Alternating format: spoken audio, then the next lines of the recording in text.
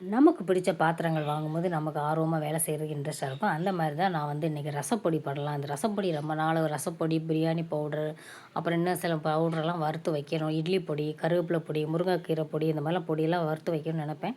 அதுக்கான சரியான இந்த தவா கிடைக்கல. இந்த மாரி பளிச்சுன்னு ஒரு கடாய வாங்கி வச்சுக்கிட்டோம்னா, நம்ம வந்து அத வறுக்கும்போது பார்க்குறதுக்கு ரொம்ப லுக்கிங்கா அழகா இருக்குமே அப்படின்றதுக்காக நான் வந்து இவ்வளோ நாள் வெயிட் பண்ணிட்டு இருந்தேன். இன்னைக்கு வந்து என்னால ரசப்பொடி வறுக்கலான்னு சொல்லி அதுக்காக வறுத்து வச்சுட்டுருந்தேன். அது எல்லாமே ஒரே அளவா இந்த வீடியோவில் இருக்குது. எல்லாமே கால் கால் பகுதி என்னென்ன போட்டுக்கணும் அது எல்லாமே கால் ஒரு கிளாஸ் எடுத்திங்கன்னா அதில் கால் பகுதி, அரை பகுதி எல்லாம் ஒரே மட்டமாக போடணும். மிளகு மட்டும் கொஞ்சம் கூடுதலா போடணும். ரசம் வைக்கும்போது எ மெ பூண்டை வந்து இடித்து போடணும். வெள்ளை பூண்டை வந்து இடித்து போடணும். ஏன்னா இதிலேயே ஃப்ரை பண்ணி போடுவாங்க சில பேர். அது ஒன்றுமே ஸ்மெல்லு வந்துடும். நம்மளால வச்சுக்க முடியாது. அதனால் அதை இடித்து போட்டுக்கணும். இந்த பக்கம் வந்து சிக்கன் கிரேவி பண்ணலான்னு சொல்லி சின்ன வெங்காயத்தை உரித்து போட்டு பூண்டு, பட்டை, கிராம்பு, சோம்பு எல்லாத்தையும் போட்டு வதக்கி விட்டுட்டு 2 பச்சை மிளகாய போட்டு வதக்கிட்டு கருவேப்பிலைய போட்டுட்டேன். அப்புறம் தக்காளி போட்டு ஜிஞ்சர் கார்லிக் பேஸ்ட் போட்டு நான் பெசரி வச்சுட்டேன் சிக்கனை. சிக்கனை வந்து தயிர் கொஞ்சம், மஞ்சத்தூள், ஜிஞ்சர் கார்லிக் பேஸ்ட் போட்டு நல்லா வதக்கி வச்சேன். பெசரி வச்சுட்டேன் கொஞ்சம் நேரம். பெசரி வச்சுட்டோம்னா கொஞ்சம் வேகுறது சீக்கிரமாக வெந்துரும்னு. சரி புது கடாயில நம்ம வாங்கியிருக்கோமே, புது கடாயில எப்படி வேலையாகுது, நல்லா வேலையாகுதா, இல்லை அடி பிடிக்காம இருக்கா அப்படின்றதுக்காக தான் நான் டெஸ்ட் பண்ணி பார்க்கலான்னு சொல்லி நான் வந்து வாங்கினேன். அடி பிடிக்காம இருக்கா, ரொம்ப நேரம் வேகும்போது அடி பிடிச்சிரும் இல்லையா, அந்த மாதிரி அடி பிடிச்சிக்க கனமான பாத்திரமா இருந்துச்சுன்னா அடி பிடிக்காது. நல்லாவே இருக்குங்க. அடியே பிடிக்கும். ரொம்ப நேரம் வேக வச்சேன். அதுலேருந்து கொஞ்சம் நேரம் வேக வச்சுட்டு ஃப்ரை பண்ணேன். தண்ணி கம்மியாக தான் இருந்துச்சு. கம்மியாக இருந்தாலுமே சில நேரம் பிடிச்சிரும் இல்லையா, அந்த மாதிரி பிடிக்கவே இல்லை. நல்லா தான் இருக்குது. பரவாயில்ல. நல்லா காசுக்கு ஒரு நல்ல ஒர்த்தான ப்ராடக்ட்டு தான். நல்லாயிருக்கு. ஃப்ளிப்கார்ட்டில் தான் வாங்கினேன். இது வந்து இதுவும் அந்த ஃப்ரை பண்ண பேன் இருக்குல்ல, அந்த பேர் லிட்டு ஒன்று கொடுக்குறாங்க. ரெண்டுக்குமே சேம் மூடி வந்து ஒரே மூடி தான். ரெண்டுக்குமே யூஸ் பண்ணிக்கலாம். அப்புறம் இப்போ வந்து பெப்பரும் சோம்பும் வறுத்து அரைச்ச பொடி கொஞ்சம் சேர்த்துக்கிட்டேன். அப்புறம் ஜீரகத்தூள், கறி மசால் தூள் மட்டும் வீட்டு குழம்பு மிளகாய் பொடி தான் போட்டுக்கிட்டேன். வேறு எதுவுமே போடலை. வீட்டு குழம்பு மிளகாய் தூள் போட்டு அப்படியே கொஞ்சம் நேரம் வதக்கி விட்டுட்டேன். வதக்கி விட்டுட்டு அப்படியே கொஞ்சம் தண்ணி ஊற்றி வேக விட்டோம்னா வெந்துகிட்டு இருக்கட்டும் அப்படின்னு. கொஞ்ச நேரம் எப்படினாலும் வேகணும் இல்லையா, அதனால் வெந்துட்டுருக்கும். உப்பு வந்து கொஞ்சம் போட்டு பெசரி வச்சதுனால கொஞ்சமாக அந்த மசாலுக்காக கொஞ்சம் உப்பு சேர்த்துக்கிட்டேன். அவ்வளோதாங்க. தண்ணி ஊற்றி மூடி அந்த பக்கம் தூக்கி வச்சிட்டோம்னா அது வெந்துட்டுருக்கும். அதுக்குள்ளே நம்ம வந்து சீரக சம்பா ரைஸில் வந்து பிரியாணி பண்ணலாம். இப்போ ஜீரக சம்பா வாங்கி ரொம்ப நாள் ஆச்சு. சரி ஒரு கிளாஸ் அளவு தான் இருந்துச்சு குட்டி கிளாஸில். அந்த கிளாஸுக்கு தகுந்த மாதிரி மெஷர்மெண்ட்டில் கொஞ்சமாக சிக்கனை போட்டு, ஏன்னா சிக்கன் அதிலேருந்து தான் அதிகமாக யாரும் சாப்பிட மாட்டோம். இந்த குழம்பு கிரேவியில் இருக்கிறது தான் சிக்கன் சாப்பிடுவோம். அதனால அதில் வந்து சும்மா பேருக்கு சிக்கன் 4, 5 போட்டுட்டு மீதி அப்புறம் கிரேவி பண்ணிட்டேன். அதில் பட்டை, கிராம்பு, சோம்பு, யூஷுவல் ஏலக்காய் எல்லாம் போட்டு வதக்கிட்டு எண்ணெய் ஊற்றிட்டு நெய் வந்து லாஸ்ட்டில் வந்து நம்ம இது பண்ணுவோம் இல்லையா, அப்போ வந்து ஊற்றினேன். ஹாட் பாக்ஸில் மாற்றுவோம் இல்லையா, அப்போ ஊற்றினேன். சீரக சம்பானாலே தம் பிரியாணி தம்மாக தான் போட்டிருக்கேன். ஏன்னா குக்கரில் போட்டோம்னா சும்மாவே குழஞ்சிரும். நீ குக்கரில் போட்டால் இன்னும் குழஞ்சி போகுமே அப்படின்னு சொல்லி அதனால குக்கரில் போட்டால் இதாயிருமே சொல்லி நம்ம தானே விடு. நம்ம வந்து சாப்பிட்ற பசங்க அதெல்லாத்தையும் ஏதாவது சொல்லுவாங்க, கேலி பண்ணுவாங்க. இல்லை நல்லா பண்ணலைன்னா அவங்களே என்றைக்கோ ஒரு நாளைக்கு வர்றாங்க.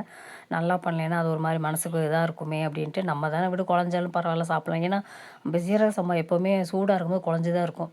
அது ஆறின பிறகு தான் நல்லா உதிரியாகும்.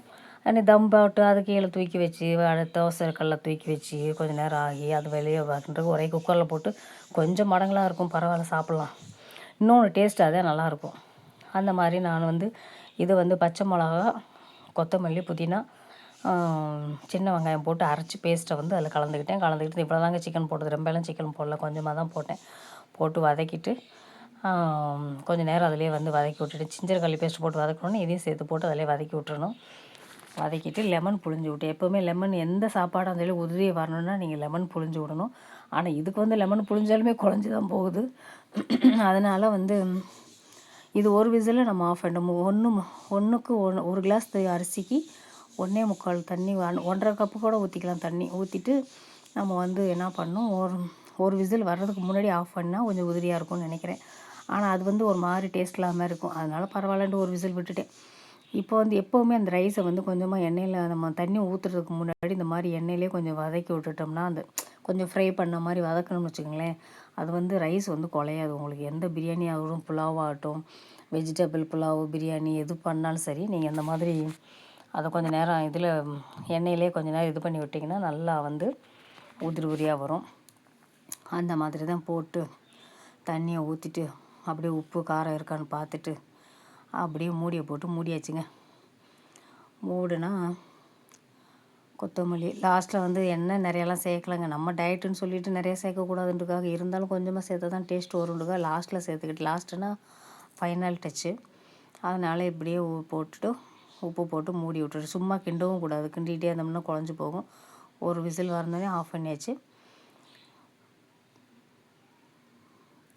அப்புறம் அந்த இது வந்து கிரேவியை தூக்கி இந்த பக்கம் வச்சு கொஞ்சம் நேரம் வேகட்டும் அப்படி அதுக்குள்ளே ரசம் வச்சாச்சு. அந்த பக்கம் ஒயிட் ரைஸு ரசமும் வச்சாச்சு. இந்த பக்கம் வந்து இந்த கிரேவி வந்து நல்லா திக்காக நல்லா வந்துருச்சு. போதும் இந்த அளவுக்கு பெசரி சாப்பிட்றது பிரியாணி கூட கொஞ்சம் பெசரி சாப்பிட்றதுக்கு சூப்பராக இருக்கும் அப்படின்ட்டு இன்னும் கொஞ்சம் தண்ணியாக வேணாலும் வைக்கலாம். ரொம்ப தண்ணியாகவும் வேணாம், ரொம்ப ட்ரையாகவும் வேணாம் அப்படின்ட்டு அப்படியே கொஞ்சமாக போட்டு வச்சுட்டேங்க. இது வந்து சும்மா அதாவது எதுவும் கெஸ் பண்ணாமல் நம்ம வீட்டில் இருக்கிறத போட்டு அது இதுன்னு போட்டு வீடியோக்காக நம்ம அப்படி போடுவோம்ல, அப்படிலாம் இல்லாமல் நம்ம தான் சாப்பிடுவோம், இது நம்ம தான் சாப்பிடுவோம். இருந்தாலும் மசாலா ரொம்ப போடாமல் வீட்டு குழம்பு மிளகாய்த்தூள் மட்டும் போட்டு அப்புறம் அந்த தனியாத்தூள் கொஞ்சம் போட்டேன், அந்த பெப்பர் கொஞ்சம் போட்டேன், அவ்வளோதான். போட்டுட்டு அது மஞ்சள்தூள் போட்டு அப்படியே வேக வச்சு பாருங்கள் குழஞ்சிருச்சுனா இப்படி தான் இருக்கும். ஆனால் ஹாட் பாக்ஸில் போட்ட பிறகு பார்த்திங்கன்னா நல்லா கொஞ்சம் இதாக இருக்கும் சாப்பிட்ற மாதிரி. டேஸ்ட் நல்லா தாங்க இருக்கும். ஆனால் ஜீரக சம்பா ரைஸ் வந்து இப்படி தான் கொஞ்சம் இதாக இருக்கும். அப்புறம் எண்ணெய் நிறைய ஊற்றினா அது இந்த கடைகளில் கிடைக்கிற மாதிரி இருக்கும். எண்ணெய் அவ்வளோ நம்ம சேர்க்க மாட்டோம் வீட்டில். அவ்வளோ ஆயிலானு வெளியில் சாப்பிடும்போது ஆயில் ஊற்றினா ஒன்றும் சொல்ல முடியாது. நம்ம வீட்டில் பண்ணும்போது ஆயில் குறைக்கும் போது அப்படி தான் குறைச்சி ஊற்றும் போது அப்படி தான் இருக்கும். அந்த அதுக்கு பதிலாக தான் எண்ணெய் இதில் இருக்கே சிக்கனில் அப்படின்ட்டு சிக்கனு ஒரு எக்கு வந்து பாயில் பண்ணி ரசம் வச்சு ஒயிட் ரைஸ் பண்ணி வச்சுக்கேன். எந்த வீடியோ பிடிச்சிருந்தா லைக் பண்ணுங்கள், சப்ஸ்கிரைப் பண்ணுங்கள். நெக்ஸ்ட்டு நல்ல வீடியோவில் சந்திக்கலாம். இன்றைக்கி மத்தியானம் வந்து இது தாங்க என்னுடைய டயட் ஃபுட்டுன்னு நினைக்காதீங்க. இன்றைக்கி டயட்டுக்கு லீவுங்க.